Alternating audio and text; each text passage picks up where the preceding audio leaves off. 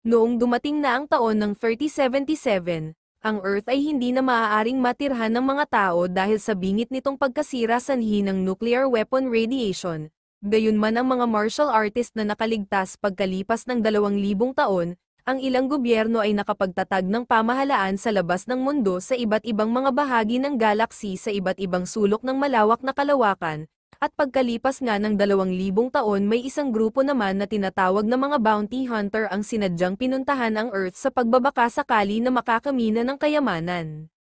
Ngunit dahil sa kasalukuyang lagay ng Earth nagduda ang captain ng ship kung tama ba itong kanilang napuntahan gayong ibang-iba na ang kalagayan ng mundo na mukhang tigang, sumagot ang isa niyang kasama na bata na tama ito base sa lokasyon batay na rin sa planet number ay hindi sila maaaring magkamali. At bukod pa dito tumpak rin ang coordinate number ayon sa sinasabi ng navigation system. Ang maliit na bata na ito na isang android na may advanced na mechanical ito si Sonya ay pinatutuhanan ng kanyang nasagap na signal at pagkatapos ipinabatid na rin ito na naabot na nila ang kanilang tumpak na destinasyon ang Earth, at tungkol sa kanilang layunin kung bakit nga sila'y napadpad dito sa pag-asa na makakahanap ng kayamanan upang may salba ang kanilang bumabagsak na grupo subalit higit pa pala roon ang kanilang matatagpuan dito sa mundong wala ng senyales ng buhay. Ipinagpatuloy nila ang kanilang paglalakbay habang pinagtatalunan ang kanilang pagkain at si Robert na nakadungaw sa bintana ng kanilang sasakyan, hindi maintindihan kung ano ang nangyari sa kakaiba ito. Bagamat sigurado siya na tama ang lugar ngunit maraming tanong ang bumabagabag sa kanya ngayon, ang kanyang kamangmangan ay pinuna ng kanilang kapitan tinuya siya nito na gayong dahil ang lugar na lumubog sa radiation, ni kahit na maliit na bahagi ng oxygen ay wala na silang mahahagilap kaya't natural lamang daw na ganyan ang sinapit ng mundo. At dahil dito ay may hinala ang captain na si Seryong na marahil may isang high-value wanted criminal ang siyang nagtatago dito. Tinanong din nito si Robert kung maaari ba daw na may isang high-rankang member ng Black Blood Gang ang siyang tanging maaaring namumuhay dito. Bagamat nag-aalinlangan na sumagot si Robert ngunit ayaw naman itong magsinungaling kaya't sumagot siya ng oo. Pero ang kanyang pagsagot na iyon ay naging sanhi ng pagkainis ni Seryong kaya naman mabilis nagbigay paliwanag si Robert na talagang totoo ang kanyang mga sinabi. Ipinaliwanag niyang hindi iyon isang haka-haka kundi may saksi ang mga taga-beggars sect na naglanding noon sa buwan. Gayong walang tiwala si Seryong sa mga kwento ni Robert tinanong niya si Sonya kung ano ang kanyang sa palagay, tungkol sa mga sinasabi ni Robert ngunit ayon dito kay Sonya kung totoo man daw na siya ay napunta rito ito ay isang matatawag na commit suicide. Dahil ang oxygen saturation ay nasa 23.76% radiation contamination level at 87 sieverts, ito daw ay talagang isang perpekto upang magpakatiwakal. At patungkol naman sa kanyang katanungan na kung imposible bang mabuhay dito ang isang tao, sinagot siya ni Sonya na pwede naman daw mabuhay basta gumamit ng isang may pinakamataas na antas na radiation shields, at ang high-capacity internal energy drive na maaaring sumaklaw sa multiple cycles. Ngunit sa kasamaang palad ang gayong kagamitan ay maaaring tumagal lamang ng mahigit o kulang na 6 na oras, gayunman sa kabila ng panganib na maaari nilang sapitin sa pagbaba ng Earth si Seryong ay seryoso na kinausap si Robert na paano daw kung sakaling pumunta sila ngunit sa bandang huli ay wala silang mahanap na treasure, kung handa ba daw si Robert na itaya ang kanyang buhay para dito sa isang misyon na walang sigurado. Hindi na malaman ni Robert kung ano ang kanyang sasabihin dahil nakataya na pala dito ang kanyang buhay, at gagawa sana siya ng ilang alibay upang umatras, pero hindi na niya iyon nagawa sapagkat ang kanilang captain ay bigla na lamang nagalit. Inutusan na rin niya si Sonya na mag-scan kung saan maaaring makadetect ng human life hanggang sa pinakailalim ng mundo. Pagkalipas ng ilang oras lumapag ang kanilang grupo kung saan pinanto ang koordinasyon, noong araw ang lugar na ito ay tinatawag na Mouth Tai. Tila pamilyar kay Seryong ang pangalan ng lugar na Mount Tai kaya naman humingi ito ng karagdagang impormasyon kay Sonya, na naiwan sa ship upang sila'y gabayan habang nagsisiyasat kung ano ang kanilang pwedeng madiskubre dito. Ang nasa ship na si Sonya ay sumagot ng oo sapagkat ayon sa kanyang ginawang pag-aaral, ito'y talagang bahagi ng sinaunang parte mula sa Marshall Alliance na kung tawagin noong araw ay isang maalamat na sanktuaryo, at ito rin mismo ang orihinal na Mount Tai Star System. Kaso medyo dismayado si Seryong gayong para lamang daw itong isang top-una ng basura. Sa puntong ito ay sumabat na si Roberto sinabi niyang kung ito man ang old geezer mula sa Marshall Alliance, bakit ni hindi man sila nagawang maglinis. Dahil sa lagay na ito ay kung makakalikom ba daw sila dito ng pera. Tuloy-tuloy lamang ito sa kanyang pagbibigay komento sa ginawang aksyon ng huling nanirahan dito. Sa kanyang pangpalagay hindi nila kailanman daw gagawin ang anumang bagay na hindi kumita ng pera gayunman. Samantalang habang siya ay panay ang kwento ang kanyang kapitan ay patuloy lamang naman sa paglalakad upang tukuyin dito kung saan matatagpuan ang kanilang pakay. Maya-maya rin ay nakatanggap si Seryong ng abiso mula kay Sonya, na sa kanyang kinatatayuan na mismo ang ibinigay na koordinasyon na may senyales ng buhay. Kaso dahil sa walang anumang makikita sa lugar na kanyang tinukoy nakakapagtaka gayong dito ay walang ibang makikita bukod sa mga buhangin, kaya't itinanong niya kung sigurado si Sonya. Dahil pinanindigan ng maliit na bata ang kanyang mga pahayag dito ay naniwala na si Seryong tumingin siya sa ibaba kung saan itinuturo ni Sonya kung saan nila matatagpuan ang kanilang pakay. Hinawakan nito ang lupa sabay sinabi na kailangan niyang magtakda dito sa paligid. Sa kabila naman nagtanong si Robert kung anong plano ng kanyang kapitan, dahil abala na si Seryong sa pagtitipon ng kanyang enerhiya hindi na niya pinansin si Roberto, bagkus inactivate na kaagad ang kanyang eternal energy drive para makapaghukay ng mabilis. Nabanggit din nito na kung sakali man daw siya ang siyang nailibing ng buhay at malalim at matagal tiyak na siya ay mahihirapan, at nitong matapos na sa paghahanda sa gagamiting teknik upang gumawa ng hukay sa tulong ng alternatibo na kapangyarihan. Pagkatapos niyang sabihin ang salitang open naganap ang isang malakas na pagsabog mula sa pinakailalim. Nang bumagsak na ang makapal na lupa ay nagmistulang bahay ng anay itong si Roberto matapos matapunan, nagreklamo sa kanyang captain na kung maaaring sa susunod naman daw ay sabihan siya bago gumawa ng kakaibang pagkilos, at ang isa pa nitong problema nahihirapan na makaalis sa tambak na lupa. Si Seryong nang maging malinaw ang paligid ay nanlaki ang kanyang mga mata sa kanyang nakita. At paglapit ni Robert nakita rin niya ang isang malaki at malalim na hukay. Bago gumawa ng sunod na hakbang tinawagan niya muna si Sonya upang alamin kung mayroon ba ditong senyales ng buhay, at sumagot ang nasa kabilang linya na ito ay malabo, ngunit tiyak na ang nilalang sa ilalim nila ay buhay pa rin at nagtanong rin si Roberto tungkol sa kung malaki ba ang puwang mula sa ilalim. Pagkatapos ay nagmungkahi ito sa kanyang kapitan na bakit hindi na lamang sila gumamit ng electronic ladder upang lumapag ng smooth, ngunit hindi pa siya natatapos sa pagsasalita ay tumalon na si Seryong nang walang anumang pagbibigay abiso.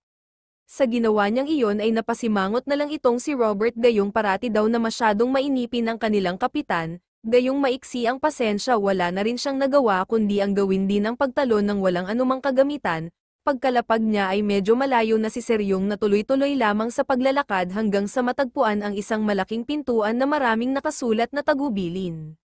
Sa kasamaang palad ang lengguwahe sa pinto ay isang sinaunang pagwiwika na mahirap nang unawain ng kasalukuyang henerasyon. Hindi nila alam na mahigpit na nakasaad sa ginawang sulat na walang dapat na kahit sino ang subukin buksan ito, sapagkat kung mangyari iyon ay kamatayan ang sasalubong. Nakasaad rin dito na sadyang ikinulong ang sarili kasama ng Great Dharma at pirmado pa ng may lagda na si Lee Mokjin. Itong si Robert na labis nagtataka pero para daw itong isang sulat subalit hindi naman ito sigurado, habang ang kanyang kasama ay humingi na ng tulong kay Sonya na isalin ang salita dahil kahit siya ay hindi rin ito maunawaan. Agad namang nalaman ng maliit na bata na ito ay isang sinaunang wika na ginamit sa pagitan ng 2,000 taon na ang nakalipas. At matapos niyang i-translate nalaman na ito pala ay isang banta na nangangahulugan na huwag itong buksan kung ayaw mo pang pumanaw, dahil sa kanyang mga sinabi ay nakaramdam na ng takot si Roberto na tama nga daw ang kanyang kutob na may bastard na nagtatago dito. Gayunman ay hindi man lamang nabahala si Seryong dahil paano naman daw ito magiging nakakatakot, gayong isa itong sinaunang lengguwahe na walang nakakaunawa. Siyempre sinikap pa rin ni Robert na mahikayat ang kanyang kapitan na pag-isipan mo na ito ng maigi, dahil sa ito ay isa pa rin banta na maaaring magdulot ng isang hindi inaasahang pangyayari. Subalit ang banta ng pagbabawal na pumasok ay mas lalo lamang ginanahan si Seryong na magpatuloy, dahil ito daw ay ang isang magandang senyales at dahil sa may pagbabanta ay tiyak daw na may kayamanan sa loob nito. Walang pagdadalawang isip na hinawakan niya ang pintuan sabay itong itinulak para buksan. Kaso pareho sila nagulat sa kanilang natuklasan sa loob sapagkat hindi isang treasure box ang nakita, kundi isang nilalang na may mahabang buhok na buong katawan ay natatabunan, at kung titingnan kahit sa malayo, sa palagay ni Roberto ito daw ay isang maaaring tao subalit hindi pa rin daw siya sigurado. Habang patuloy pa siya sa pag-iisip kung anong klaseng nilalang ang nakapatong, si Seryong naman madalas tahimik at maliit ang pasensya, ay tuloy-tuloy lamang sa paglalakad hanggang sa sandaling ito'y kanya nang malapitan. Sa kanyang paglapit na pagtanto kaagad ni Seryong na ito ay tao dahil sa mga paa na nakalabas pa at hindi pa natatabunan ng makapal na buhok, habang siya ay nakatayo pa rin malapit sa mala-ermitan niyong nilalang. Ang kanyang kasama na si Robert ay nais rin malaman kung may heartbeat pa ba at kung tao ba daw ang kanilang natagpuan dito. Kung gagamit ng common sense, sabi nito, ay imposible nang mabuhay matapos malibing dito ng halos 2,000 taon. Ngunit hindi nag-aksaya ng laway si Seryong para tumugon sa kanyang mga katanungan, bagkus nag-focus kung paano niya matitiyak kung humihinga pa nga ba ang nilalang na ito, hanggang sa makita niya ang lumitaw na dulo ng ilong. Mula sa ilong na nakalitaw na pagpasyahan ni Seryong na dito niya simulan ang pagtiyak kung ito'y humihinga pa ba, kaya't sa walang pag-iingat ay basta niya ito pinindot, bagaman sa sumunod na ilang sandali ay wala naman ibang nagaganap habang nakadikit pa rin ang kanyang isang daliri sa ilong ng nilalang, pero maya-maya pa ay hindi siya halos makagalaw gayong biglaan na lamang may naramdaman na malakas na enerhiya. Ang ilong na kanyang hinahawakan ay binabalot ng kulay lilang na kidlat na aura. Kaya naman dahil dito ay mabilis siyang umatras, pero huli na ang lahat dahil nabulabog na niya ang natutulog na halimaw, nag-aapoy ang mga mata at binabalot ng sobrang lakas na panloob na lakas. Wala siyang choice kundi ang gumawa ng pangunang atake dahil sa banta ng panganib, at dahil na rin sa pagkabigla at pagtataka kung ano itong kanilang natagpuan, subalit ang gamit niyang tactics ay tila hindi ata magiging epektibo sapagkat para bang may isang matibay na hadlang ang pumipigil sa kanyang kapangyarihan. Sa kasamaang palad dito ay nagkamali siya ng galaw dahil ang kanyang ginawa ay para lamang naghagis ng apoy sa isang tumpok na gasolina, sapagkat nagkaroon ng matinding reaksyon sa mabilis na ilang saglit. Mula sa ibabaw ay nagkaroon ng isang malaking butas habang marahas dito'y lumalabas ang nagmula sa ilalim na pagsabog. Si Sonya na naka-standby sa ere ay malinaw na saksihan ng buong pangyayari na kamuntika na rin ang kanilang ship tamaan. Dahil sa nakakahindik na lumabas na enerhiya at nakaabot hanggang sa labas ng mundo, agad kinontak ni Sonya ang kanyang mga kasamahan na nasa field, nababalisan niyang tinanong kung ano ang nangyaring ito ngayon lamang, kaso wala siyang nakuhang tugon mula sa kabila, sinubukan pa rin niyang tawagin si Seryong at Robert at tinanong kung bakit walang sumasagot, gayong maririnig pa rin ang pagtunog ng radyo mula dito sa ilalim ng makapal na alikabok. Iyon ay isang magandang pahiwatig na buhay pa rin ang mga kasamahan. At maya-maya rin habang patuloy na sinusubukan ni Sonya na makipag-ugnayan dahan-dahan nang nakikita si Captain Seryong na nakasandal sa gilid ng pader. Bakas sa suot na mask na ito'y nakatamo ng hindi naman marahil malubhang pinsala, bagamat siya ay nasa malinaw pa rin na pag-iisip, nagulat nang makita ang kanyang kasamahan na si Roberto na nakahandusay, ang kanyang pangamba ay mas lalo pang tumindi nitong sumunod na ilang sandali, dahil ang sinaunang tao ay nasa mismo na niyang harapan. Nagsalita ang malahalimaw na kung sino ba daw siya, at bakit naglakas loob na siya ay gisingin, sa kasamaang palad ay hindi maunawaan ni Seryong kung ano ang mga sinasabi sa kanya, gayong ang kakaibang nilalang ay nagsasalita ng sinaunang lengguwahe. Sa katunayan ang kaharap ngayon ni Captain Seryong ay si Lee Mokjin ang siyang gumawa ng banta sa labas ng pinto, na huwag susubukin siya ay gisingin kung ayaw salubungin ni kamatayan, at ito rin mismo ang bida dito sa ating kwento. Habang tahimik pa din si Seryong napaisip naman si Lee Mokjin kung ito'y isang pagsubok, na itanong kung sa wakas ba ay ipinanganak na ang isang capable na martial artist upang siya ay i-challenge.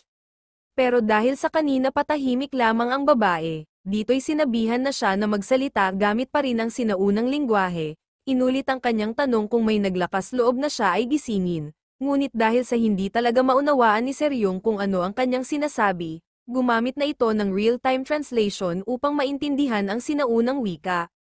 At nitong aktibo na ang real-time translation na intindihan niya na rin sa wakas ang pagsasalita ng mala-ermitan niyong nilalang, na sinasabing kung hindi daw siya sasagutin ay dito na niya tatapusin ang kanyang buhay.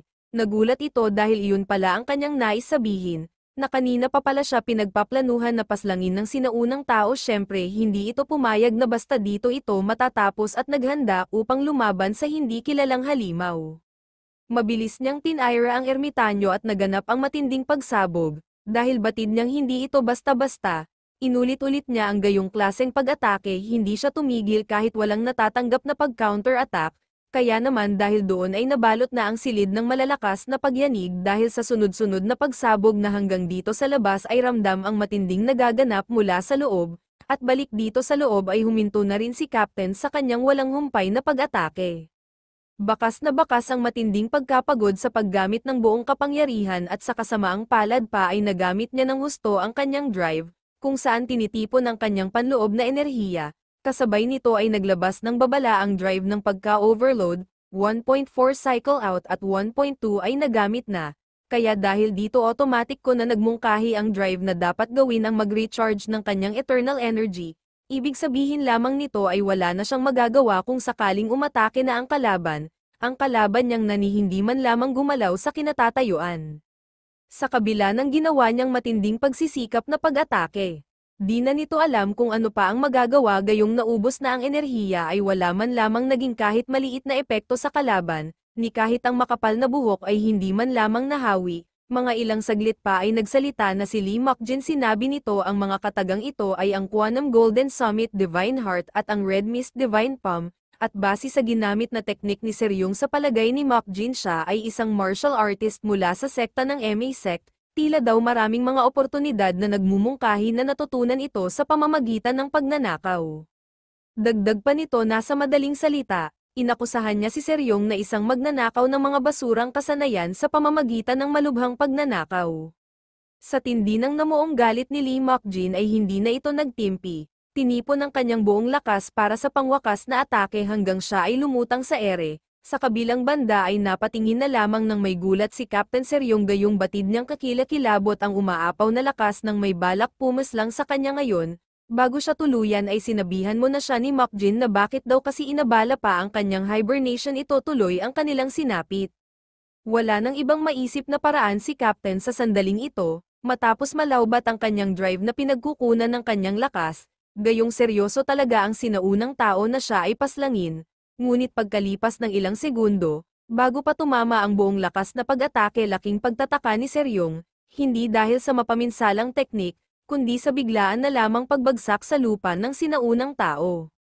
Dahil dito ay nalilito siya kung ano ang kanyang gagawin ngayon, habang pinag-iisipan ang susunod na hakbang. Sakto naman na nagising na si Robert, na sinabing maaaring na-die daw na ang malakas na sinaunang tao, matapos ma-expose sa naturang radiation ng walang anumang gamit na patlang, kaya't natural lamang daw na ito'y wala ng buhay. Pero hindi masyadong pinaniwalaan siya ng kanyang captain dahil ang sinaunang tao ay nagawang tumagal ng mahabang panahon sa likod ng kontaminado na hangin. Maya-maya ay nakatanggap sila ng mas malinaw na paliwanag mula kay Sonya. Ipinaliwanag niya na hindi pa pumapanaw ang kanilang pinag-uusapan, sapagkat ang kanya daw paghinga ay normal, pati na rin ang kanyang pulso na siya namang ikinabigla nitong si Roberto. Dahil dito ay marami naging tanong si Robert na kung paano daw ito nangyari. Sinabi ni Sonya na mukhang gumuho ito mula sa energy deflation o pagkaubos ng enerhiya. Ipinaliwanag din ng bata na ang katawan ay maayos, ngunit ang baterya sa loob ng stomach ay naubos. Nanlaki ang mga mata ni Seryong matapos nitong marinig ang tungkol sa tiyan dahil na rin marahil sa kakaiba ito. Gayong karamihan ng mga martial artist ay kumukuha ng lakas sa isang teknolohiya.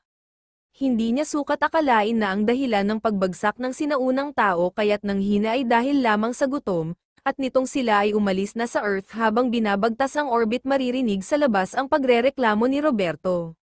Halos kulang na lamang ito'y sumabog sa sobrang galit gayong bakit naman daw dinala pa ng kanyang kapitan ang nilalang na muntik nang tumapos sa kanilang buhay. Pilit din itong ipinaalala kung paano naging marahas ang nilalang na kanilang dinala. Bukod pa ang ipis daw ay matagal nang na-marinate ng mapanganib na hangin, dagdag pa niya na hindi bababa sa isang kontaminado na ipis at puro pagtahol lamang ang alam, at kung ang lokong halimaw ba daw na ito ay may halaga, kaya't bakit pa dinala. Pero matapos mabanggit ni Seryong na malaking datong ang katumbas nito, natigilan ang dalawa ni Sonya at Robert, matapos makaamoy ng pera. Batid ng kanilang captain na sa sandaling may benta niya ang legendary martial artist ay malaki ang katumbas nito. Bagamat ipinaliwanag na niya ng paulit-ulit na malaking pera ang magiging kapalit ng sinaunang tao, hindi pa rin niya masyadong makumbinsi si Robert at Sonya. Upang mas maintindihan ay gumamit si Seryong ng isang halimbawa. Sinabi niyang ano ba ang pinaka may value sa isang cultural heritage ngayon, At dagdag naman ni Sonya ang sinaunang martial arts ang siyang pinakamalapit sa orihinal na may higit na mataas na katumbas na presyo. Todo pagsang-ayon si Seryong sa naging panayam ng kanilang technician, at batay sa kanyang sariling paghuhusga sa mga pangyayari ang kanilang nahuli ay mataas ang posibilidad na isang mahalaga tulad ng sinaunang martial artist, na nagmula sa hindi bababa ng 2,000 taon na ang nakaraan dahil 2,000 taon na ang nakalilipas ay isang maalamat na panahon kung kailan ang martial arts ay lubos na binuo. At kahit na daw ang lowest class na F-grade na nagmula sa mga panahong iyon ay may katumbas pa rin ng hindi bababa sa 10,000 credit, pagkatapos naman ay may pagyayabang nitong sinabi na di umano ang fuzzball na kanilang nahuli ay wala sa gayong levels, sapagkat ito daw ay hindi maiisip na higit sa isang grandmaster. At least ito ay siguradong nasa S-rank o mas mataas pa dito. Sa kabila naman ay laking mangha nitong si Roberto na kung totoo man daw na S-rank ang tinatawag niya kaninang ipis, kung gayon sila'y tila naka-jackpot pero nangamba ito na ano ang kanilang gagawin sakaling magising ang sinaunang tao, gayong hindi naman lingid sa kanilang tatlo na may taglay na kakaibang lakas ang nilalang na plano nilang ipagbili. Tungkol sa bagay na iyon ay muli na naman naging mayabang ang kanilang captain. Dahil huwag na daw sila mangamba pa kung tungkol lamang rin sa bagay na iyon, sapagkat ang ginamit daw niya na panggapos ay ang celestial silkworm na kadalasan ay ginagamit sa paggawa ng mga sasakyan pangkalawakan, na kahit na daw ang mga taga Shaolin sect ay hindi ito magagawang putulin. Ngunit hindi pa nagtatagal matapos niyang sabihin na ang sutla na kanyang ginamit ay imposibleng may makasira, kasabay nito ay nakarinig silang tatlo ng paglangit-ngit. Dahan-dahan niya itong sinisilayan para tukuyin kung anong nangyayari sa kanilang naging bihag at dito'y nakita nilang walang kahirap-hirap na hinati ng sinaunang tao ang celestial silkworm, dahil sa kanilang ginawang ito na pagbibihag kay Lee Mokjin muli na naman itong nag-apoy sa galit at muling pinapalabas ang kanyang mapaminsalang kapangyarihan. Hindi matanggap ni Lee Mokjin na siya ay nilapastangan ng mga inakusahan niyang magnanakaw, dahil dito ay nagbigay ng banta na hati-hatiin niya ang mga gumawa nito sa kanya. Kaya naman si Seryong at Robert ay mabilis kumilos para maghanda upang lumaban ngunit kabado na si Robert dahil alam nilang sila'y tagilid na harapin ang kanilang bihag. Bigla namang nabago ang kanilang ekspresyon sa sandaling makita nila si Sonya na naglakas loob lumapit sa nagwawalang halimaw, bitbit ang handog na napakaraming sausage. Dahil sa mga hotdog ay nagawang mapakalma ng batang robot ang ating bida syempre dahil iyon sa kanyang talino kaya't napigilan ang nagbabadyang panganib na muntik ng ikapahamak nitong kanyang mga kasamahan. Dahil 2,000 taon na nang huling makakain itong si Lee Mokjin ay walang habas nitong nilamon ang napakaraming sausage gamit ang kanyang dalawang kamay sa pagsubo, sa kanya naman likod ay nakaantabay lamang sina Robert, Sonya at Seryong. Maya-maya ay nagtanong na si Captain Seryong kung paano daw yun nalaman ni Sonya upang himukin na maging kalmado ang sinaunang tao. Simple lang ang naging sagot ng batang robot na dahil ito'y batid niya na matagal ng panahon nang huling kumain ang nilalang na napulot sa Earth, kaya naman ang pinakamagandang bagay daw para sa isang gutom na hayop ay walang iba kundi ang sausage. Nagkatinginan ng may ngiti ang dalawang mas nakatatanda matapos malaman na gayon lamang pala iyon kasimple. Sa sumunod na ilang minuto habang patuloy pa rin sila'y naglalakbay na magpunta sa tavern, at gayong mas maayos na at hindi na marahas si Mokjin nagawa na rin ang kanilang grupo na ipaliwanag sa ating bida kung ano ang kanilang layunin bakit napadpad sa Earth. Naunawaan na rin kahit paano ni Lee Mokjin na hindi magnanakaw sila Seryong, kundi mga bounty hunter na hindi sinasadyang siya ay gisingin. Nais din niyang malaman ang buong katotohanan na kung totoo ba daw na 2,000 taon na ang nakalipas mula noong siya ay matulog, na kung ang mga tao ba daw ay nagkasama-sama sa bawat isa hanggang sa katapusan, at dahil nga nawasak ang mundo kaya't nag-decide na lamang ang mga tao na mamuhay sa kalawakan. Si Seryong na mismo ang tumugon sa kanyang mga tanong sinabing ganun nga ang nangyari. Ang mga bagay ay naging matatag mula noon at nagpasya ang mga tao na huwag payagan ang anumang mga sandata bukod sa martial arts kabilang ang mga sandatang nuclear, dahil iyon ang siyang naging sanhi kung bakit ang Earth ay malubhang nakontaminate sa mataas na radiation. Ang problema hindi masyadong pamilyar si Lee Mokjin sa nuclear weapon kaya't sa halip magtanong pa tungkol doon minabuti niyang alamin na lamang kung ano ang tawag sa kasalukuyang panahon. Ipinaliwanag ni Captain Seryong na iba na ang tawag sa kasalukuyang era. Ngayon ay 1,001 at 5 ng galactic calendar pero matapos mabanggit ang galactic napaisip bigla si Lee Mokjin na kung ang mga tao ba daw ay namumuhay na lamang sa kalawakan. Pabalang na sumagot si Seryong sa kanyang tanong na mabuti at isa-isa mo nang nauunawaan ang mga bagay-bagay, binanggit na tama, dahil nagising ka namin pagkatapos ng 2,000 taon, dapat nga ay labis kang magpasalamat pero hindi na niya natapos pa ang kanyang iba pang sasabihin dahil muli na namang nag-alboroto si Lee Mokjin. Pinaghahampas ang mesa habang sinasabing akala ba raw nila Captain Seryong ay kung sino lamang itong kanilang kinakausap gayong siya daw ay hindi isang basta-basta na tao. Galit na galit din itong sinasabi na kumpara sa kanya ay hindi pwedeng ikumpara ang gaya ng mga kawatan, at ngayon ay naglalakas loob pa daw na siya ay lokohin ng mga walang katuturan na bagay pagkatapos nagbanta na kung humihiling ba ng kamatayan si Captain Seryong. Hindi naman nabahala ang grupo sa ginawang pananakot ng bida sa halip sabay-sabay nilang itinuro ang Earth upang makita mismo ang kalagayan noon. Mukhang na-curious ang bida sa ginawang pahiwatig ng grupo dahil mabilis nitong tiningnan ang kanilang itinuturo, habang lumalapit sa bintana ay mas nagiging malinaw kung bakit ang mga tao ay nagpasya na manirahan sa kalawakan, at sa sandaling pinagmamasdan niya ang mundo na kanyang pinagmulan nilapitan siya ni Seryong, sinabing o ano nakita mo na ba ng malinaw ang lugar na walang anumang mahalagang bagay, walang grandpa at walang master na pwedeng mabuhay. Sa kanyang malungkot na katanungan kung talaga ba daw na dito sa mundo na ito siya nagmula mabilis siyang tinugunan ni Captain at agad din ipinaliwanag na gayunpaman ito ay lubha ng nasira. Hinimas din niya ang ulo ni Lee Mokjin upang iparamdam ang kanyang pakikiramay dito na dahil nakita na kung anong nangyari siguro naman daw ay maniniwala na ito sa kanila. Ngunit sabi ng bida gustuhin man daw niyang maniwala ngunit hindi daw niya makaya at dahil dito muli na naman nag-iinit ang ulo sa pag-aakala na niloloko pa rin siya ni Seryong dahil ang kanyang nakikita mula dito sa kalawakan ay pabilog ang mundo. Gayong noong nasa lupa daw ang ating bida ay pantay daw ang kanyang inaapakan kaya't paano ito nangyari? Hindi makapaniwala ang captain na ganito kamangmang at ignorant si Mokjin subalit sa gitna ng kanilang pag-uusap may naamoy si Roberto na hindi ka nais-nais, hinanap kung saan nagmumula ang masangsang na amoy hanggang hindi rin nagtagal na pagtanto kung sino ang salarin na walang iba kundi ang ating bida. Maging si Seryong ay hindi na rin matiis ang amoy na mahirap ipaliwanag kaya't inutusan nito ang bida na mamaya na nila tapusin ang kanilang pag-uusap sa ngayon ay unahin na muna ang maligo at nagmungkahi din na kung maaari ay gupitin na rin ang buhok dahil pihado matatagalan pa na sila'y magkakasama-sama. Ang kaso hindi na alam ni Mokjin kung ano ang ibig sabihin ng maligo at kung paano ito gagawin dahil sila'y nasa kalawakan kaya naman sinamahan ng tatlo ito at itinuro kung saan ang banyo at binantayan habang siya ay naliligo.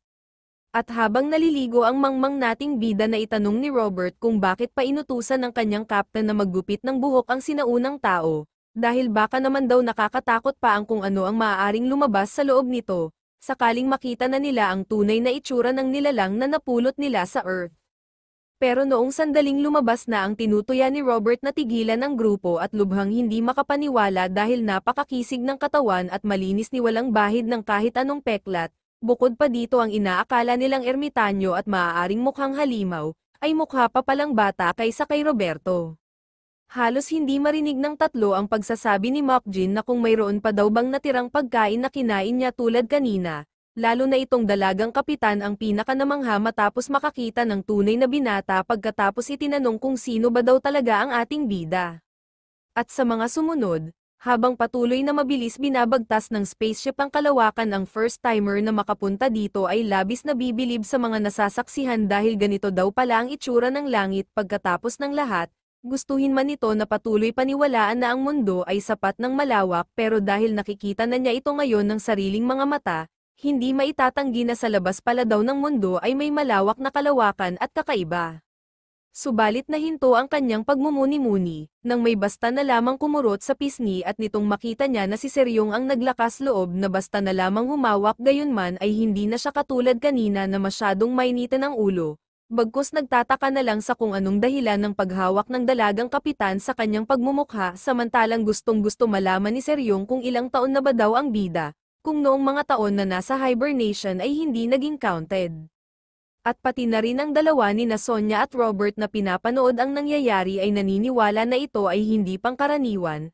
At pagkalipas ng mahabang oras narating ng grupo ang isang malaking asteroid na tinayuan ng tavern ang lugar na ito ay tinatawag na Pleiades isang kumpol ng mga bituin sa Milky Way, ang Asteroid Space Tavern, at pati ang Wild Crane Inn.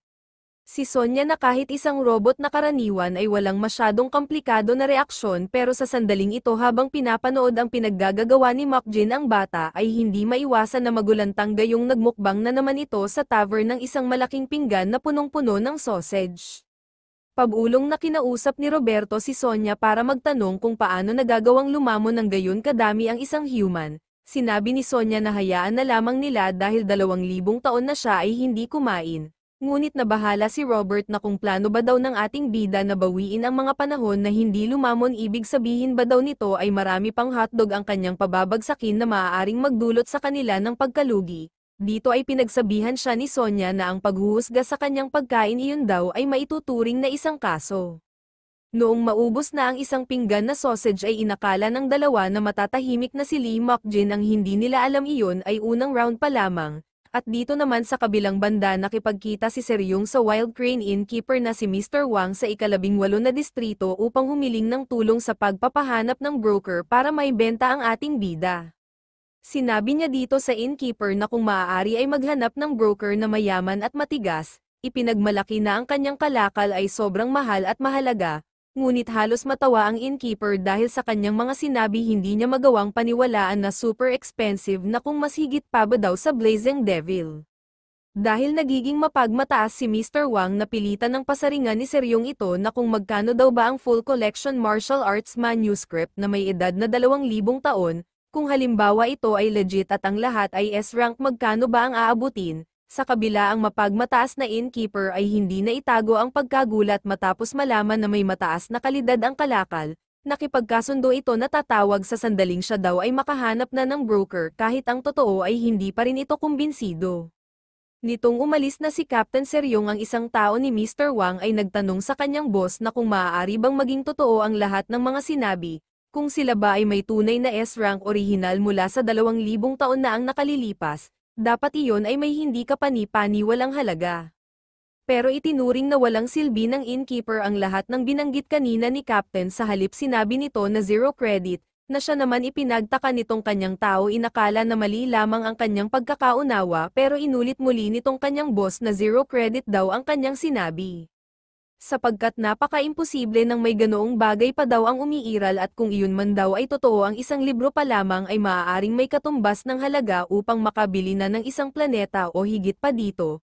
Tapos inaangkin lamang ni Seryong na natagpuan niya ang batch ng mga ito ang pangkat ng mere mid-tier bounty hunter, ang Blazing Demon. Sa inis ni Wang Tai, pinahinto niya ang kanyang tao sa pagsasalita ng mga walang katuturan na bagay, sabay nagutos na palayasin na lamang palabas ng tavern ang ating mga bida. Sa pagbabalik ni Captain Seryong sa mga kasama at nakita na wala si Sonya, hinanap niya, tinanong si Robert at sumagot si Roberto na si Sonya ay bumibili ng kanilang mga supply. Kinamusta na rin nito kung anong nangyari sa naging lakad. Masaya na ibinalita ni Seryong na naging mabuti dahil nangako ang innkeeper na sa oras na makahanap na ng angkop na bibili ay kaagad daw siyang tatawagan, pero nakita nito ang pagkarami-raming plato. Bagamat malinaw si Mokjin ang nagmukbang, itinanong pa rin na marahil naman maaaring hindi siya ang umubos ng lahat ng ito, ngunit matapos malaman kung sino ang nagpiesta kung saan, ayon kay Robert mabuti na nga lamang daw, at sa wakas huminto na rin sa walang humpay na paglamon, at si Captain sumasakit na ang ulo gayong mukhang mauubusan sila ng resources, kung hindi nga lamang daw kailangan niya ng pera, ito'y hindi na nila pagtitiisan. Sa kasabay nito, nang bumukas ang pintuan ng tavern, ang karamihan ng mga manlalakbay ay natuon ang pansin sa presensya ng dumating. Pumasok ang grupo ng itinuturing na pulis pangkalawakan para sa pagsisiyasat at sa pagtugis. Naalarma si Captain Seryong sa sandaling makita na rin niya kung sino ang pumasok sa taberna, na itanong sa isipan kung ang mga tao ba na ito ay mula sa Heavenly Demon Sect, at tama naman ang kanyang hinala. Hindi malinaw kung bakit biglaan na lamang ang pagsisiyasat ng mga ito, na marahil ang pasimuno nito ay si Mr. Wang na hindi matanggap na mayroong mahalagang kayamanan sila Seryong.